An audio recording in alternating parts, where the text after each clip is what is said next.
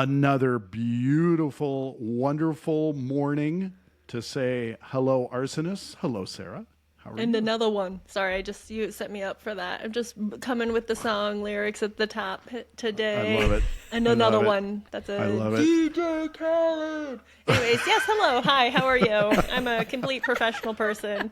Welcome to season 2 of Strengths on Fire, the Great Strengths Debate. Think you know CliftonStrengths? Think again. This season, we're breaking down the biggest myths Challenging conventional wisdom. and showing you how strengths actually show up in leadership, life, and the messy middle of real work. Sarah, you want to light these strengths on fire? Let's light it up. Sarah, I think has had 3 cups of coffee this morning, and she's coming in right in the way she wants. She is completely locked in. I like this. Bringing the So, woo Sarah, train for this episode today. You know, I like the energy we both bring, but your energy today, so good, so Whoop, whoop. good. I'm thinking it's gonna be fun. Hit me with your energy. I'm going to ask you another question right now. Great. And I'm just I can't curious wait. how this runs with you.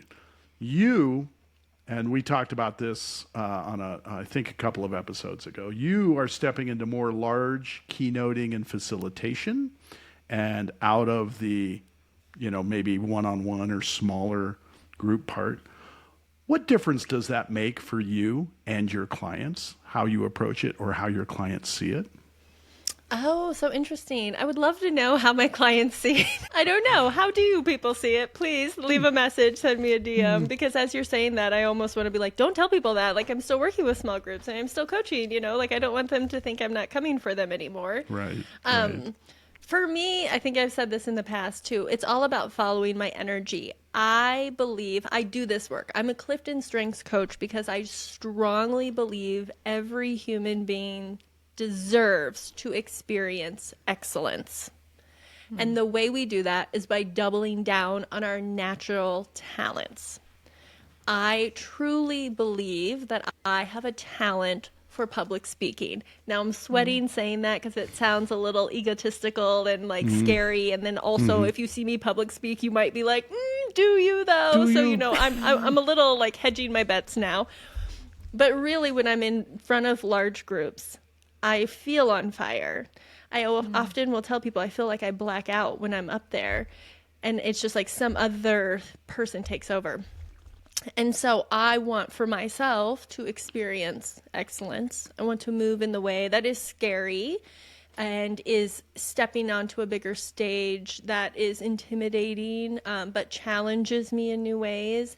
And I think that is how I best serve people, because that's when I'm going to be my best. I'm going to bring the best insights, give the best inspiration. I'm going to be able to connect with people in a way that maybe other keynotes or facilitators don't, because of the relationship building that I tend to do. And I think I lead with authenticity so people can feel like they know me in that, and hopefully then accept my influence more. And so I think that the talents I have allow me to step on those bigger stages and bring people along with me better. And then the hope is they will buy in to what I'm saying, which most of the stuff I speak on is living a strengths-based life, giving recognition to people, and having good energy, having more fun, to have good energy, to serve people, because I'm really right now passionate about connection and community. I think I want to be further away from a computer and further connected to people IRL. And I want other people to do that. So I have no idea if I answered your question. Well, we know what it means for you, and I think that's a big part of the question. Why the pivot on your side? And to know that you're getting that energy from those people, I think, is the basis for that answer, right? So one, I know you as a good, if not great, public speaker. I've known this about you for quite some time. And I'm going to take a little of the heat off you. That's like inviting hecklers to your next large event, right? Let's see what we can bring in. I I also absolutely love speaking in front of large groups, and I'll take a little of the heat with you. I think I do it really well. I enjoy public speaking. I enjoy the thrill of it. I also enjoy the preparation, the time, the effort that goes to putting it together. And then I thoroughly love the execution and making a difference for a large group of people. I also would say it requires so much to make connections in that room, but when you do it successfully, it means something to everybody in there. And when everyone feels that they are part of a large stage presence talk, you've really accomplished something. So, and when you think of the great speakers that you know that do that and do it really, really well, it's great to be even thinking I can do some form of that. So I completely agree with you on this. And I hadn't thought about my response to this question up front, but you hit it so perfectly in that I do it also. And I love all of that energy because some percentage of the room is going to come back and go, I want to work with you and my corporate team, or I want to work with you and me one-on-one. And I want to do more interaction where we're building on those concepts that you brought up on the big stage. And let's find out and vet them on a smaller stage and see if we can promote that thought process. So I like that. One of the things that you said that it made me think of, not to compare us to Taylor Swift, but we haven't brought her up in a while, so here we are. Taylor. I think about when I was at the Eras tour, like, thank you. Also, I miss it so much. There was this feeling in the stadium. Now, if you're listening, you probably also went to one of the Eras shows, but if you didn't, you've probably been at a concert or a large arena of some sort, of a game, a football game, a basketball game, a volleyball game, some sort of thing where there's a bunch of people together. There is something magical about a ton of people like cheering for, singing the same songs, being on the same wavelength. I love that feeling. Like that feels like such a key component of the human experience that I think we lose so much. You don't get it if you're all on a live stream. You don't get it through a Zoom call. You don't even get it in a group of 20 to 50 people. But when you bring thousands, tens of thousands, hundreds of thousands of people together and you're all sort of on that same wavelength, wow. Now, have I ever spoke on a stage of hundreds of thousands of people? Not yet.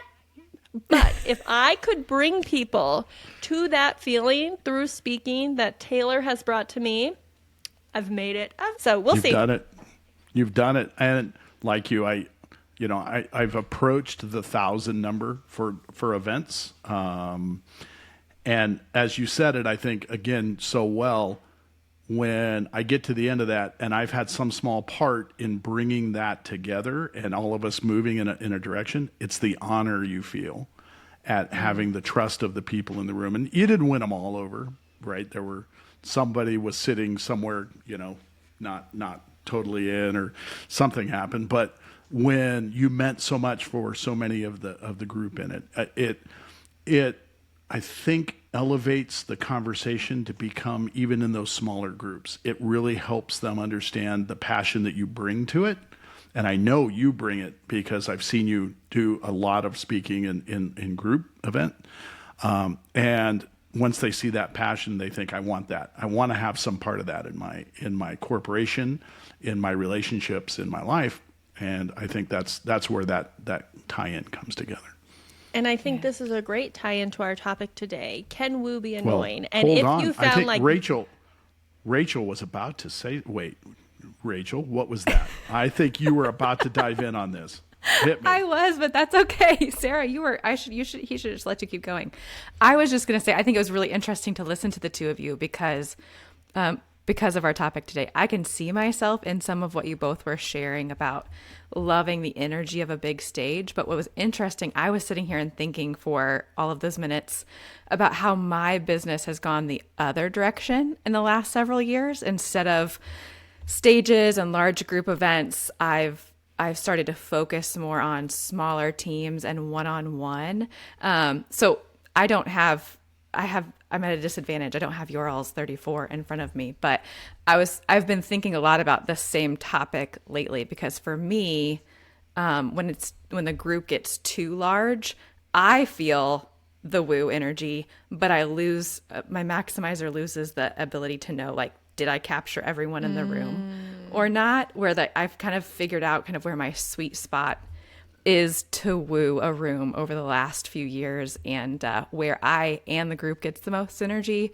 And anyways, and for me, my woo loves like the view of the long-term investment of like seeing their change over time, right? Which I know you both do also, but it's just interesting to see, because now a large group, a large stage kind of intimidates me.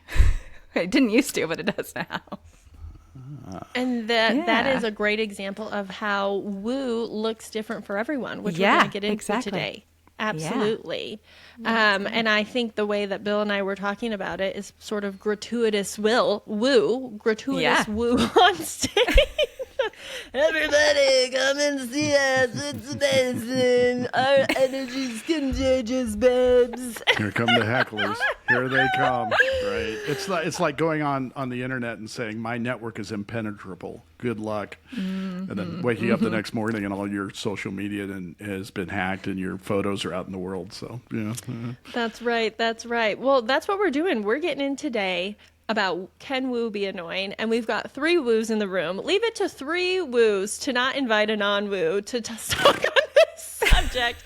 That's my favorite thing about this, is that we did not invite anyone with woo at 34 because we don't care about their opinion. So good.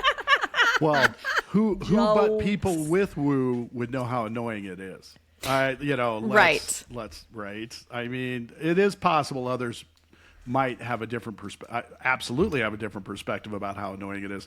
But how annoying is it for us too? The ones that have it. I mean, that's a really good debate question, right? You're right. I think it's a great debate question. And so to get into it, let's introduce our guest. Rachel, we have you here today. You're a CliftonStrengths coach. Tell us a little bit about you, your history, your business, and then drop your top 10 strengths at the end of that as well. Okay. Well, I'm Rachel Kagay, and I have my own business. I joined you all in the naming your business after yourself approach. I'm Rachel Kagay Coaching. Start there. I actually became a certified coach when I was working internal to an organization in Iowa. My husband worked for John Deere at the time, and so we were moving really often. And it got to a point where a dear friend of mine and I decided that this is the sort of work we love doing. We both have a background. We might go there in some of the stories I thought to share, but our background is in the National FFA organization. And so we both had done a lot around leadership development and coaching and facilitation, and so had this idea to start our own business. So my husband's job moved us to Grand Island, Nebraska for 2.5 years. And during our time there, we launched Point One Development, which is a people development business. And 2.5 years after that, we moved back to Northwest Missouri, which is my husband's hometown of Maysville, Missouri. And he moved back here and we left John Deere to join their family farming operation. So that's what we do here. And about that same time or shortly after, my business partner at the time and I decided, one, that a 50-50 partnership in business, if it's not a marriage, feels like a second marriage. And we just felt like we both just needed one of those at a time. So it was for our best. It was for the best for our friendship, for that to divide. And so she continues to run Point One Development and kills it. And I started my own Rachel Kagay Coaching and Consulting.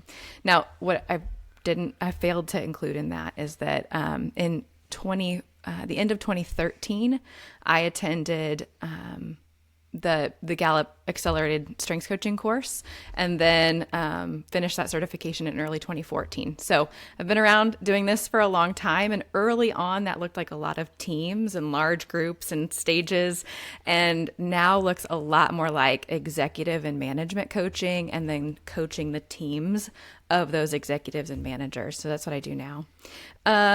Let's see, what else? My top 10 are harmony, maximizer, woo, belief, responsibility, discipline, consistency, includer, connectedness, and developer.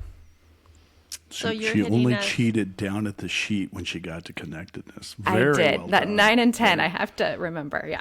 Very Totally well. okay. But stared right So- at me saying I'm very impressive. 4 executing themes, 4 relationship building themes, and 2 influencing themes. Perfect. Perfect. Yes. So, Rachel, let's just jump right into the debate question today. Woo is number 3 for you. You also have some harmony where that's number 1 for you, where as we're thinking about the people around us, we like them all rowing in the same direction. We don't like seeing the fluffle. I have harmony high as well. I don't like feeling like I've caused the commotion in the room per se. I don't stir the pot to stir the pot. I tend to want to be on a ship moving in the same direction. But for me, there are absolutely moments when woo is annoying. My woo washes over people and annoys them, which then, of course, my harmony can get a little pushed out of joint as well. So, on your end, can harmony be annoying? What does that look like for you? Do you think there's a time when your harmony gets in your way?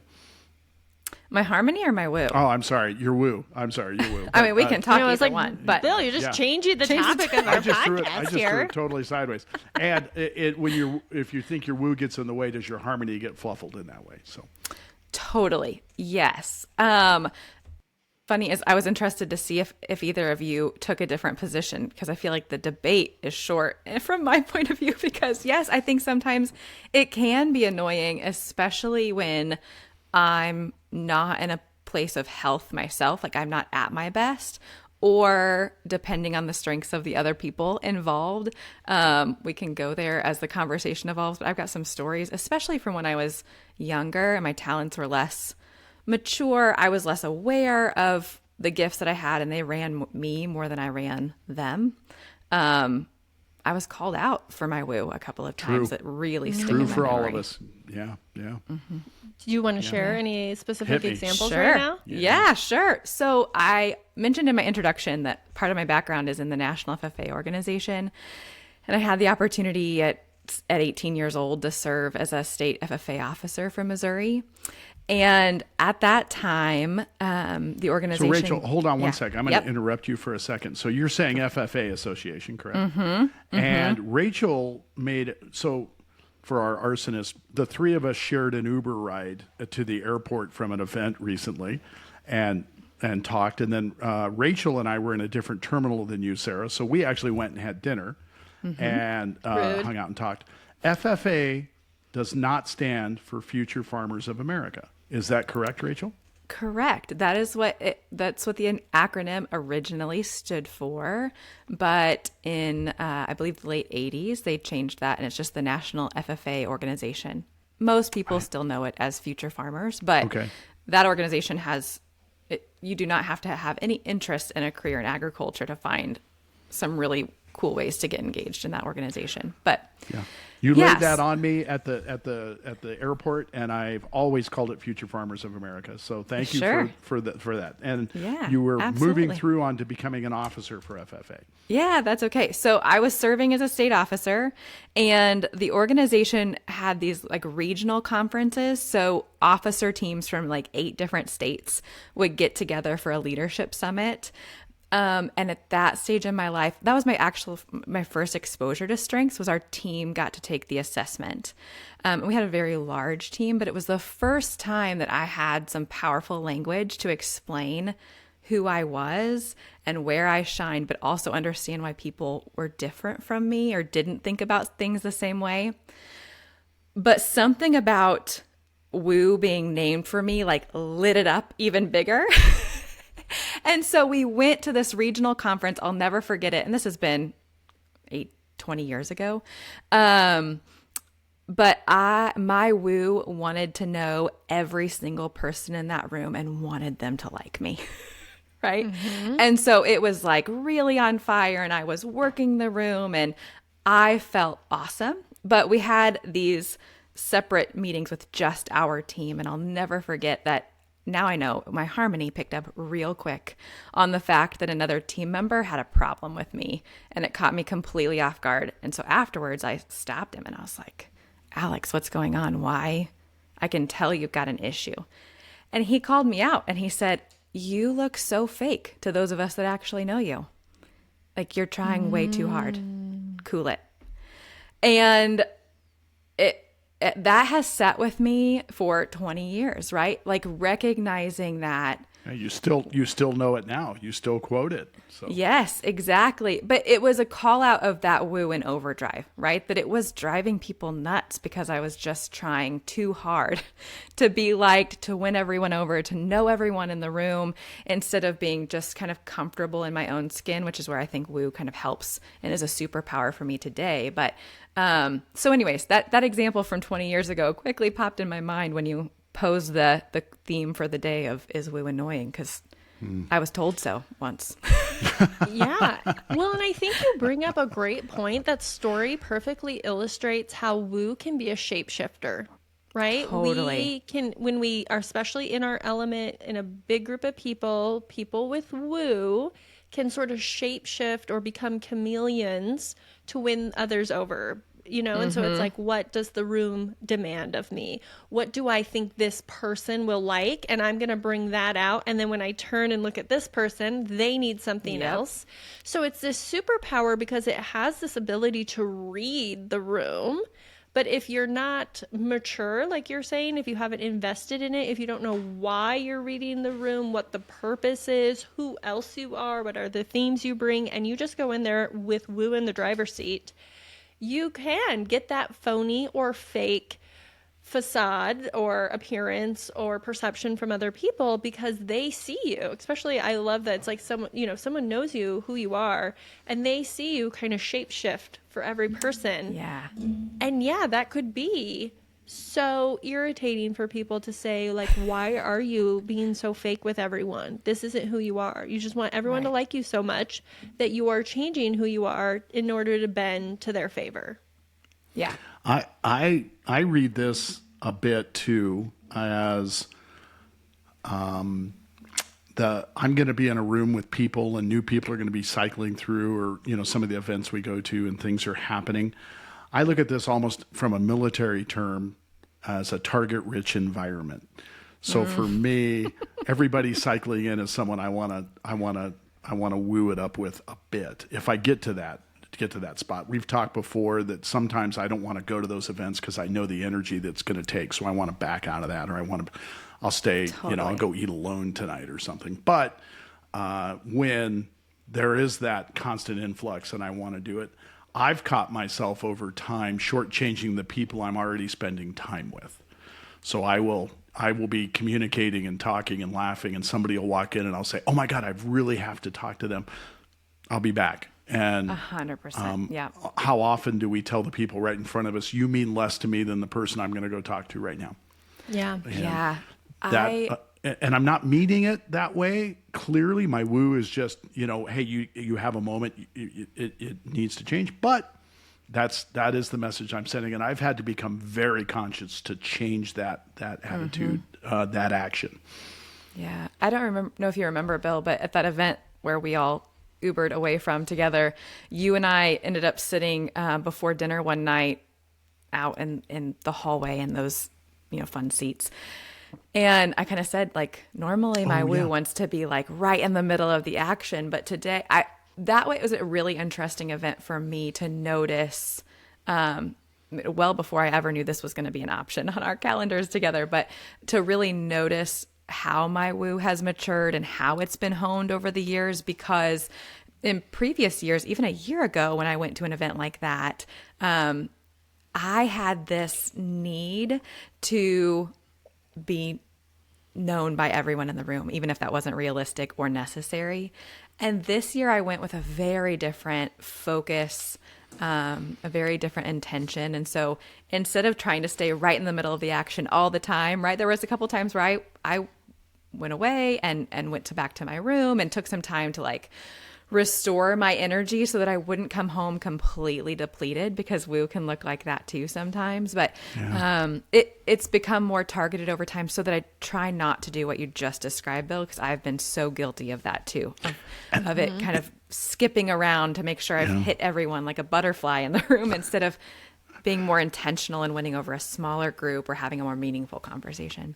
And you bring up such an amazing moment that I had totally forgotten about. And that is two of the woos on this podcast went and found another hallway Yeah. at that event that was tied to another event. I don't know if you remember this, Sarah. There was another large event happening at like another conference room.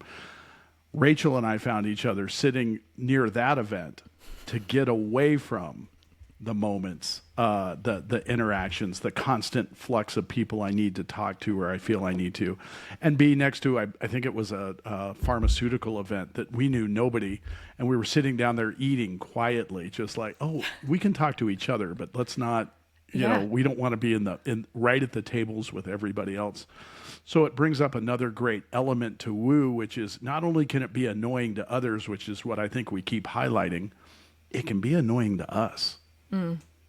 Right? I can get drained or annoyed by how much I realize what I'm doing and the drive to meet and win over so many other people. I can find it annoying of myself, where I feel like I've let not only myself down, but the people around me. Again, that ties into the harmony you and I had talked about a little in the beginning. But not only do I think some people think you're a car salesman, you're trying to pitch me something, you're too big to be real. Sometimes I feel that way.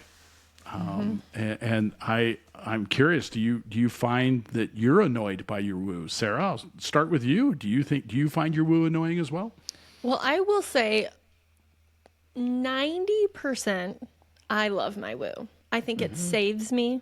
And I don't find it annoying. I'm so happy I have it, because I will go to a big event and I will sit in my car nervous. Like, I don't know who's in there, especially if I'm not leading it. If I'm a facilitator, I know my place. But if I'm just a participant in a big event, I can get timid. And I know now, I've done it enough times, that once I get in there, my woo will take over. It's like this girl I didn't know inside of me, and she comes out to play. And I'm like, oh, okay, we're fine. Like, there's someone here to talk to. I connect to them. Like, I'm fine. And so I love that. I love being able to win people over quickly. I love being able to connect with people fast. I love collecting new people that I know. I love running into people I know. I think about when I was in college, and this is going to say a lot about me, but I really think that this is the woo. I recently went to my 20-year high school reunion, but I went to a very, very, very small school. So it was, pretty easy to win everyone over immediately, and then they're your people. But it wasn't until I came to college to, a 25,000 person university that my woo came out to play. And I was a party girl. No way around it. I was a woo girl, party girl. And I know that's because my woo was just on fire. I loved meeting people. And once I turned 21 and went to the bars, there's this bar here in Lincoln that we used to go to, the Millennials. It's called Main Street.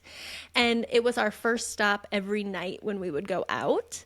And I can remember the joy. It literally makes me so happy to think about walking into Main Street and being like, hi, oh my God, hi, how are you? And just, it literally felt like a parade.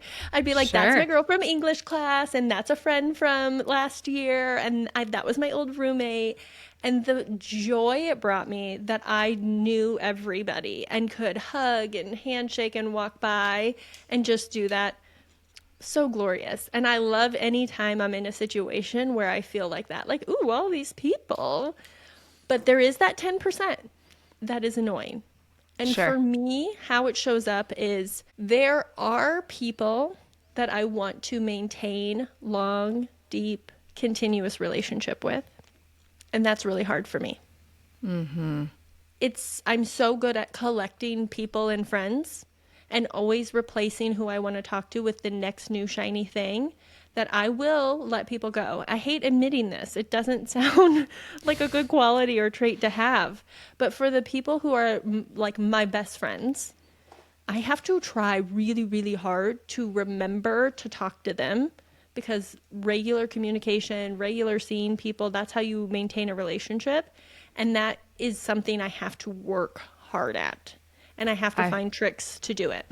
I feel so seen. I can relate to that like 100%, especially with that whole like intention, like the piece of the necessary intention to go deeper and to be be in it for the long haul. That whole new shiny thing that's real. But to your other points, Sarah, like I completely agree. I wouldn't have the business I have today if I didn't have Woo, right? I wouldn't be able to win clients over as quickly as I do, or figure out how to get a whole team kind of vibing with the same energy, right? In a team session. I don't think I could have if I don't have the Woo that I have, right? And so, yes, based on the question you asked, right, I can go there and I can talk about all of the ways that it does sometimes get in my way, but I love that I have Woo, don't get me wrong. And I think that it has served me incredibly well to be. I don't think that I would have you mentioned when you went through my top 10, right? The thing you didn't say that's quite obvious is that I don't have any strategic thinking. And in fact, I don't have that until number 13 on my list, right? I don't think that I could have the business that I have or be an entrepreneur if I didn't have like the relational energy that Woo gives me to get out there and see people. And then I just kind of make it up as I go. Not entirely, but that's certainly how it was in the early days. Yeah, there's a lot of that in business. You know, another thing about the Woo that I think, and this comes with every strength, but like anything, Woo needs development and it needs boundaries. So one of the things that I think it's good that we're all in this type of business is because my Woo, and I also have high communication, so that's undeniable, but I love talking. And so one of the ways it also annoys me is, especially when I was younger, I think most of the time I'm better at it now, but I still run into this. I can dominate a conversation. I can dominate a social situation. I can be the star of the show effortlessly. But that is actually not always the way to win others over, right? Like that doesn't make people like you being the star of the show necessarily. And so I have had to really, over the years, both personally and professionally, think about what am I trying to do here? I have to try really hard to listen. I have high individualization, right? So I've got to tap into that. When I'm in a coaching session one-on-one with someone, I'm not wooing at all. I have to put it in the trunk and I put individualization in the driver's seat because I have to be listening. And listening has been a really hard skill for me to learn, but I have been able to learn how to do it, and actually helps my Woo, because it actually makes people like me more when I let them talk and I just listen. I think there are certain Woos who are better at that, but because I have so many other influencing themes, I'm a gabber, which I also think is part of the reason I like public speaking, because you know what happens when you're on a stage doing a keynote? Nobody else is allowed to talk. You have the mic, the only one, right? So That's right. so You're great. only speaking when I give you the mic. You're welcome. Sarah, I've been trying to get a word in edgewise here for 5 minutes. And I feel you're driving the point home by highlight. No, This is an example. Well, something that came to my mind when you brought up Main Street is that The bar. The bar, yeah. About, oh gosh, it's been a while now, but let's say 12 years ago for me, a bar opened in Reno, and I'll give it a shout out. It's called Chapel Tavern. It's pretty famous around here. It's been around for quite some time. It has an amazing wall of liquor on the wall up high. So it's a draw. It's dark. It's kind of fun. And I was going to Chapel Tavern frequently enough with a group of guys that when one of the local magazines came to ask it, hey, how do you do your business? They came up with a story about, well, we have this group of guys that comes in every Thursday. And they wanted to know a drink. One of them called me to get a drink recipe on a Saturday night for something we make them all the time. And we think they come in to avoid their wives on Thursday, but they're a great group to come and have. And we knew exactly who they were talking about because 6 weeks prior to that, I had called them and said, how do you make this drink? And if you have the bartender's personal number, right, that you might go to a bar too frequently. And essentially, when you said, I loved it at the time, but we still go. I was there last week. I was there the week before, not on Thursdays anymore, but we'll ping in. I still love walking in and being like, Sean, how are you? Or Lex, the bartender, and walking in with Scott, a friend of mine. And we run into 2 or 3 patrons that hey, it was great seeing you again. So I don't know that that's gone away for me. Your Main Street component, I still feel when we're walking into those places. Well, that's just because you Totally. go to bars still and I don't. I would Okay. love it too if I went to a bar. I just, have little children at home, so I don't. I was that gonna is say, the maybe season you'll of have those life where days I go to the again. bars. Yeah, I'm past the little child stage, so we get to, Main Street may come back in for you at some point. I honestly hope not. I do not need to be at Main Street. They're going to be like, who's the cougar that just walked in? It's so But I think unfair. to both of your point, like there's still places in my life, like it might not be a bar, but my woo turns on even like as I'm walking into church, right? And it's like saying hi to everyone, right? And then I'll leave sometimes and be like, I didn't have one deep conversation all morning because I just kind of worked the room. Or like going to my kids' school, right? Some sort of assembly or something or even like a basketball game. Like I'm kind of working the crowd, right? Like I'm doing the same thing, kind of saying hi to everyone.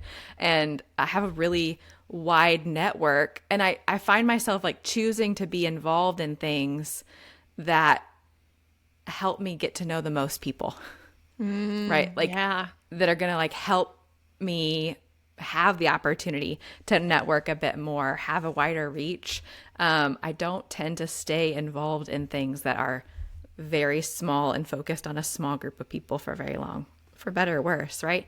Except for in my coaching when I've got some longer term clients. But you said something earlier, Sarah, that also made me think about the ways that I've tried to figure out in the last few years how my woo shows up in the quieter moments, meaning, you mentioned one-on-one coaching, and woo is showing up probably in how you listen.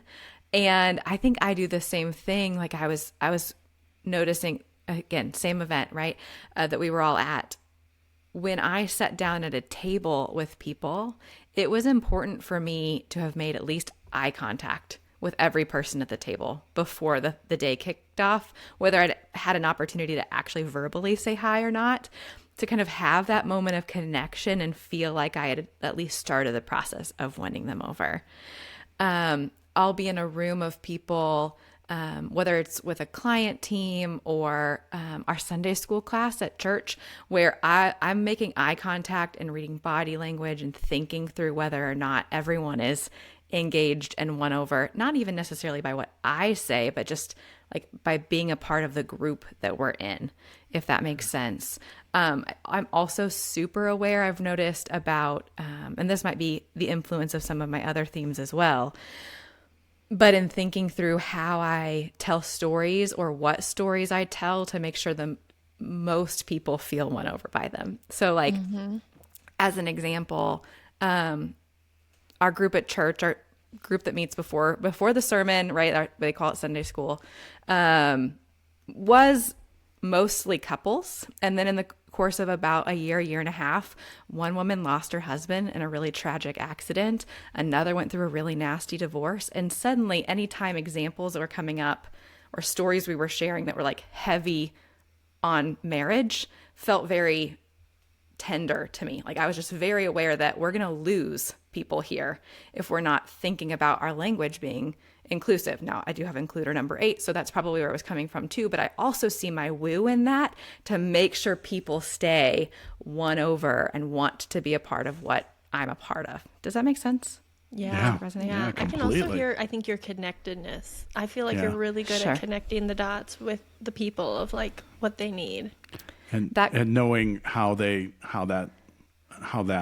transpired in their life might affect how they feel about the conversation you're about to have with this group. That does feel like a very connectedness moment, and a powerful one.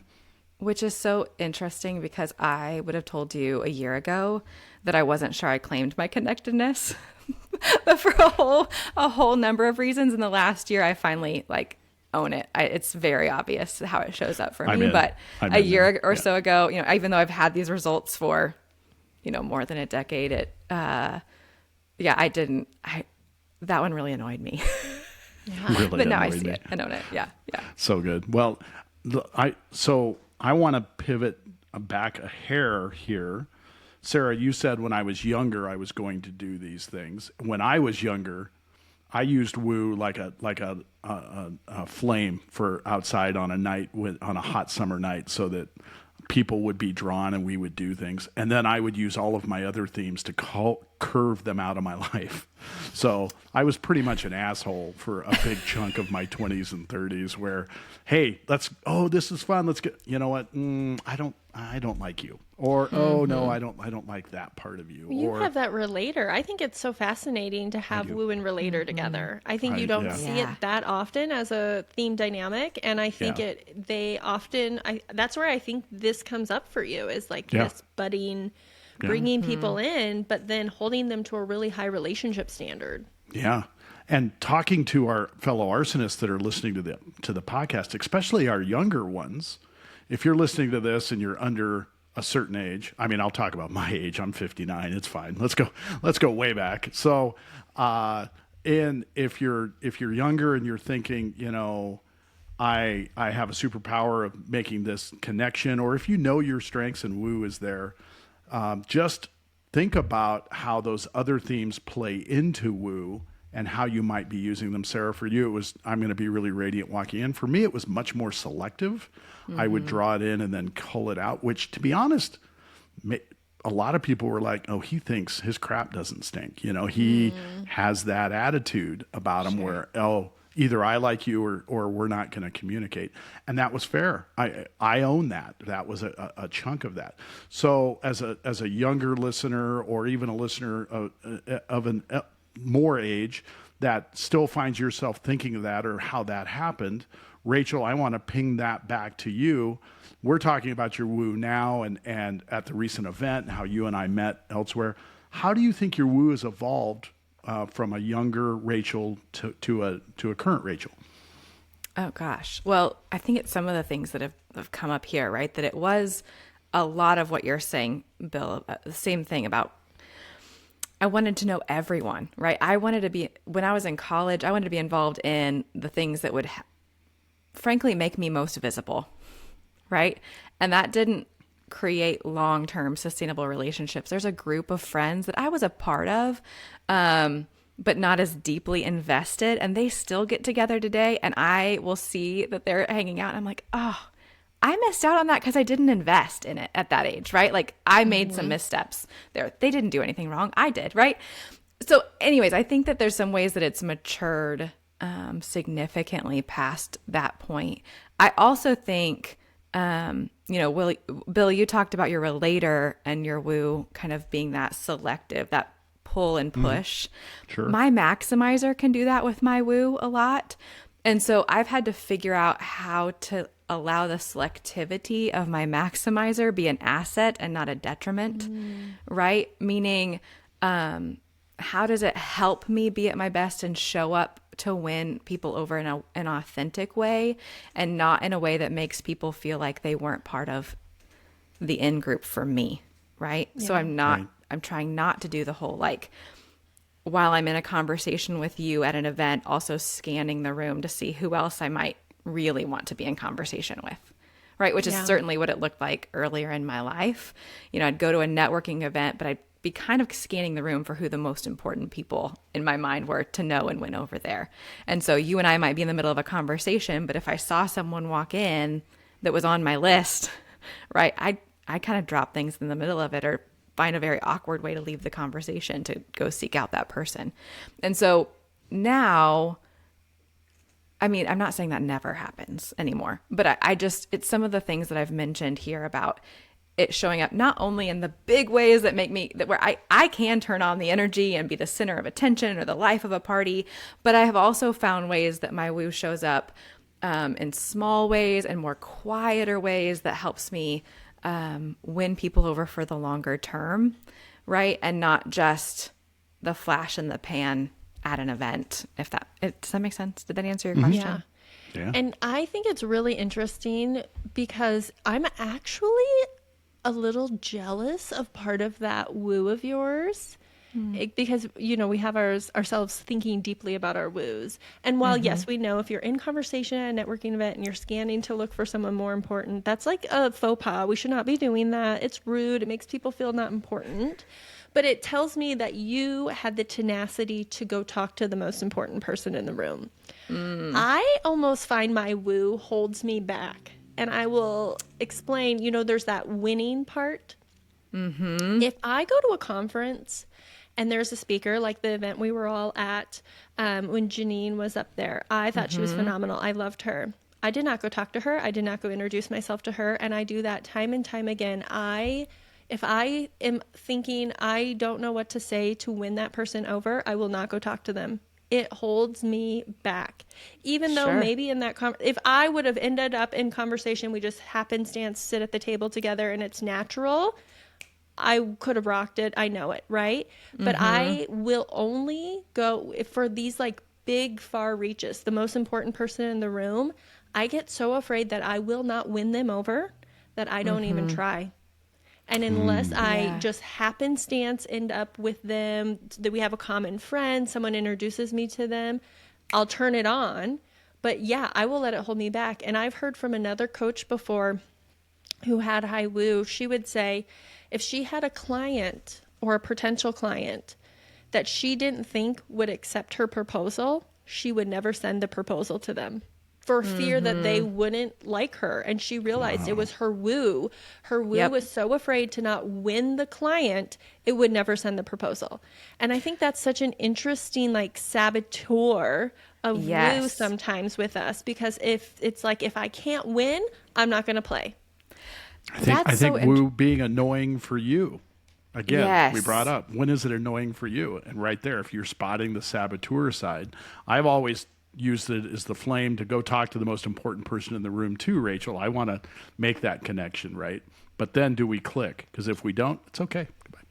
Gone, right? So but it's not okay to me. I'm like that, Sarah. Like, it gives me this like energy, like I can go do that. But then if I walk away and I'm like, that didn't go well, I will obsess over that in my brain for far too long. So I think what you're saying, Sarah, I also so deeply resonate with, because as I was thinking about this episode and preparing to have this conversation with you both, I recognized that I think woo is where imposter syndrome screams the loudest for me. If I don't think that I've won them over or I can win them over, I'll tell myself a lot of stories about what other people are probably thinking to assess whether or not I've won them over or it's even possible. And that's where I think my imposter syndrome gets the most loud, is around woo, for sure. Yeah. And that's where it drives me the most crazy. Here's a question I'd love to hear from both of you. For people who are listening to this episode because they know someone, either they manage someone or they work with someone or they live with someone with woo and they find it annoying. What do you suggest people say to their friends, right? Or if you're a manager and you can coach somebody, or you just live with someone, you're friends with someone, and they have a woo that is annoying to you, what are some tips or tricks you can give people to help their woo friends not be annoying with their woo? Bill, did you have something right away? No, I thought you were gonna jump in. For me, on my side, it's exposure. I have to push the exposure component, because if you meet me and you think my woo is salesman-y and trying to get something over on you, what most people realize with me, especially clients when I've worked with them for a while, is they'll pull me aside and go, "Oh my God, you are exactly like this. This is actually you." And it only happens with exposure. So I maybe the advice is, I hate to say it, you got to hang out with the person that's driving you nuts a little more to really understand where they're at. An explanation of how woo fits, and it may not be there. And also basement balcony or mature, immature, be aware of what that looks like for that person. But for me, it's exposure. I would push the exposure component to say, I think you're going to find a different result to this if you consistently stick with it and find where it's at. Yeah. Often I'm wrong, but yeah. I often I say this all the time in coaching. I say healthy people ask for what they need. And so what I often am telling people in coaching is if this is driving you crazy, right, and you have a need that's not being met because of that, then have a conversation. You have to enter into conversation about it. I wish that my husband was on the podcast with us because I think my woo often annoys him. And so we could ask him. He would probably have a better answer even than I do. But I think because I have an example of that in that we were traveling together to a college friend's wedding just a couple of years ago. And it was in Denver. And so we had to fly. And by the time we were walking into our hotel lobby in Denver, I had made a friend in the Kansas City airport waiting for our flight. I talked to the person in the row with us about the book they were reading almost all the way there. We got in an Uber and I learned the Uber driver's life story because I just find it fascinating and love entering into those conversations. And so we're standing in line to get our hotel room and I get ready to just engage in conversation with the people behind us. And my husband grabbed my elbow, leaned in and quietly whispered, "Can you please stop talking to strangers? I am exhausted." Which I think that's another story that just so clearly stands in my mind because what an example of him asking for what he needed because my woo was exhausting him, right?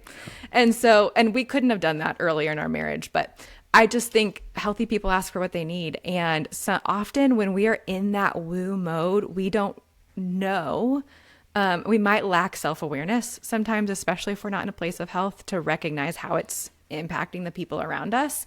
And so we need other people to hold the mirror up and help us see that so that we can sharpen those woo skills. The other thing I would say is help guide those people to outlets where they can leverage that talent for good. Meaning if they're wooing too hard in your household or in your friend group, right? Where's somewhere else you could go with them, perhaps to your point, Bill, where they can practice that woo a little bit more, right? I know for me, I used to think in my business, if I had a day with no meetings on the calendar, that was a great thing because I could get deep work done. But then I started recognizing that those were my least productive days. That if I have at least one meeting or coaching call on my calendar, then I'm going to be able to use that energy and momentum to get a ton done the rest of the day, even if I'm just working by myself. And those days I haven't had any conversations, I cannot stop talking when my husband gets home. Right? Like all of that energy, the conversation that's been happening in my head spews out. And so I would just say help them find an outlet if you need them to have somebody that's not they just need you. that outlet. And somebody I trust implicitly once said to me, woo has to eat. Woo has to eat, and it cannot always eat at home. Yes. I don't remember who told me that. I mean, I'm sure it was somebody important in my life. I don't know. But I was going to say, I feel like really I've heard that smart. on this podcast. I think she was Whatever really Yeah, smart. She seems smart. But I feel that too when you come home and you're offloading that. My woo doesn't necessarily get fed at home with my wife because now I'm decompressing or I've done woo all day and now I need to do it elsewhere. But my chapel nights, those absolutely, my chapel tavern nights feed that woo, right? Or my ability to be in front of a large group or facilitate even one-on-one, meeting new clients and capabilities. And all that happens outside of the home. So, my wife, who listens to all of these podcasts, is probably sitting there going, "Well, I wish you'd bring woo home every now and then. It'd be nice to actually, Right. Show up with offload." flowers and try to win her over. Yeah. Yeah. Winning.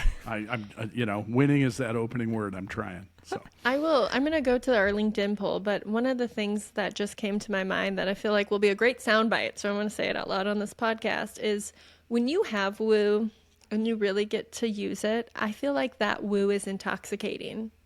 I don't know if every single person with woo feels that way, but for me, what you're talking about, Rachel, of like when you're in it and you're using it, and sometimes you have to, again, we're trying to mature it to think about the why. What is my purpose here? Am I really winning people over? Am I listening to people? That's all the maturing. But I think it's hard for woo because if you have woo and when you are truly in the woo vein, it's intoxicating. It's like a drug. It's so delicious to feed off of it. It just, I think, makes us all feel a little high when we're in a really wooey situation. That doesn't always get us the results we want in our life, in our businesses, in the world. But I think it's like, it's a drug that needs to be, you can use it for good, but you have to be strategic about what it looks like. And so I would add that to the conversation. If It is a dopamine hit for us. And when we're doing it well, when we're mature in the balcony, it's a dopamine hit for those around us. Yeah. Oh, you see me, you're winning me over. When you do it correctly and the people are receptive to it. And for us, I absolutely agree with you. It's like a drug where, hey, this is really blending well.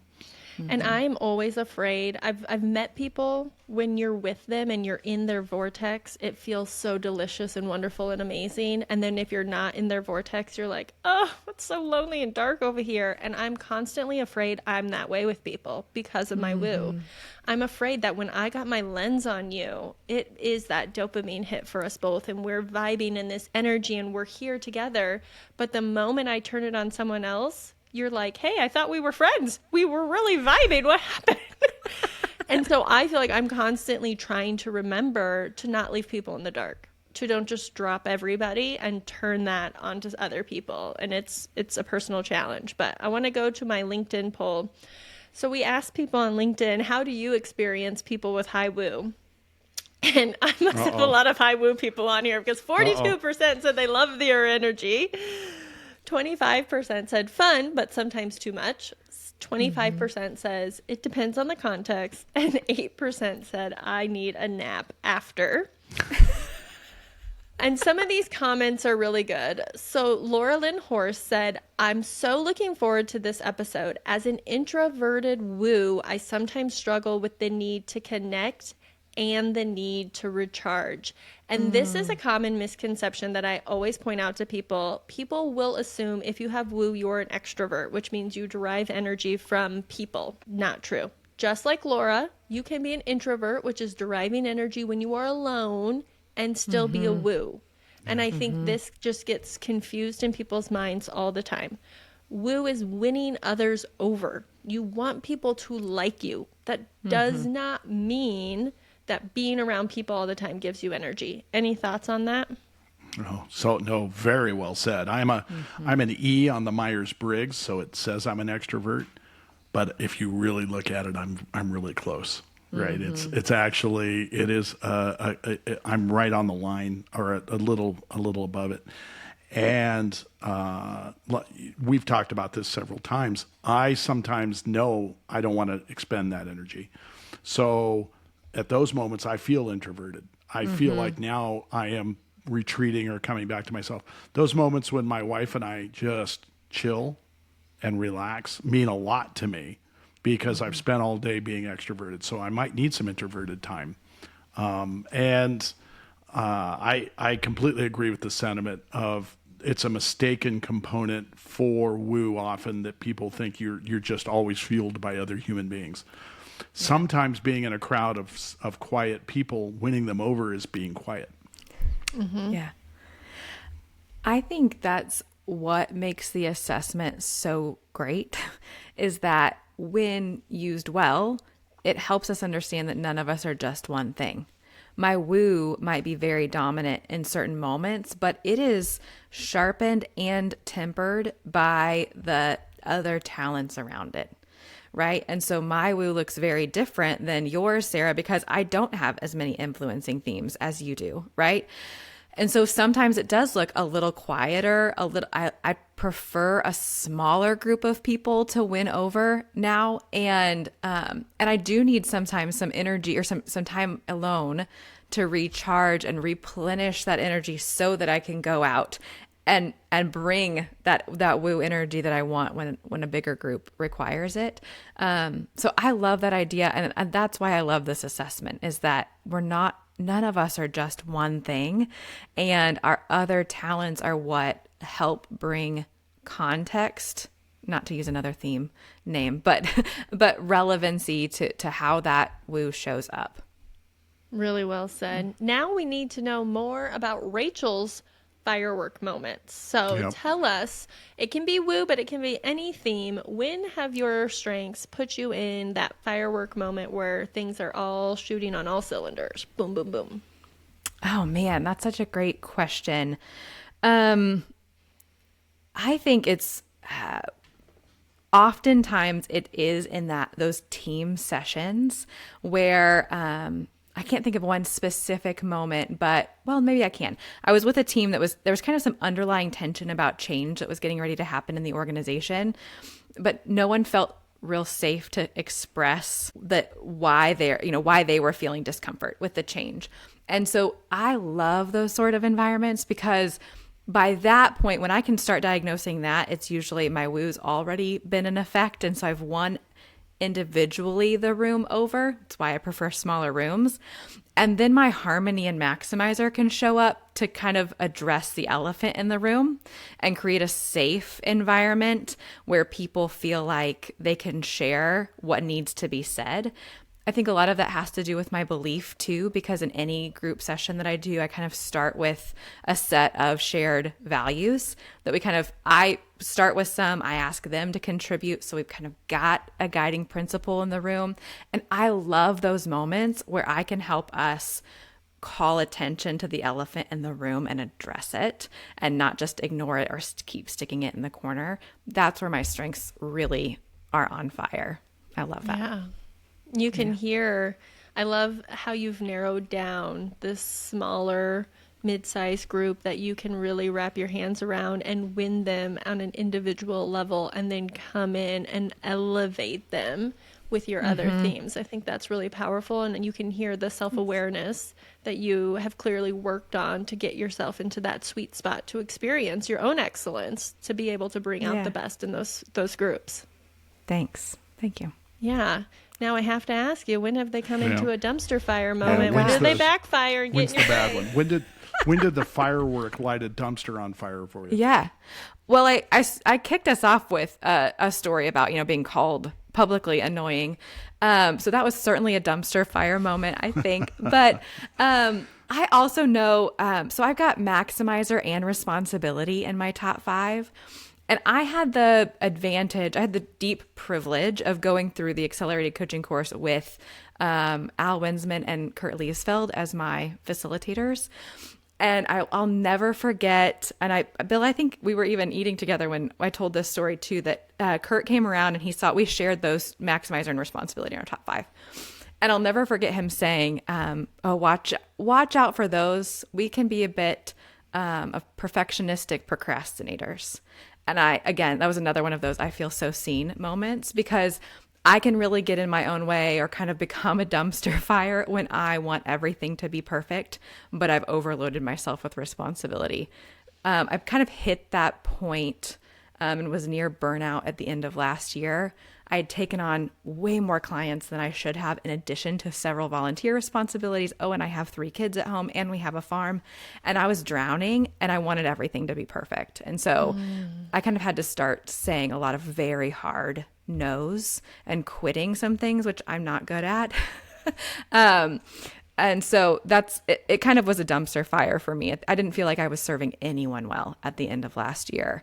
I don't know that my clients would say that, but I felt it. So I think that would be it for me.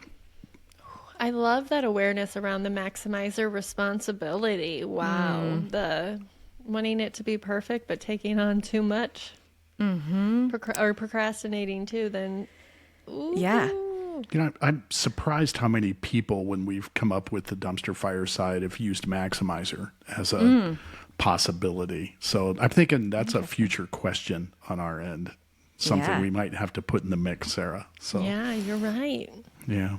Yeah. So- I told Bill this the other day, Sarah, when we were talking about something else, but I thought, I wish I had been on your responsibility episode, because I listened to that. And man, I felt like my head was going to nod off because I just so resonated with everything the 3 of you discussed. But my maximizer really shows up with my responsibility as well. So it's, as a strengths coach, I've had to think through, like, how do I help those things be at their best instead of continually pulling me to the basement. And so that has looked like a lot of very intentional no's and yeses in the last year. Yeah. Really powerful. Very, very well said. And Thanks. Rachel, I mean, just bringing the heat today on some really good woo moments, wooing it up with our arsonist today. Shocker that three woos would be at an event together, and then one of them gets invited into the Uber last minute. Jumps in and gets a good ride to the airport. Just inside joke for our arsonist. We had the three of us shared a ride and loved every minute of it. It was a lot of fun. So Well, Yeah, it I didn't was know that I really- accidentally invited myself into that ride.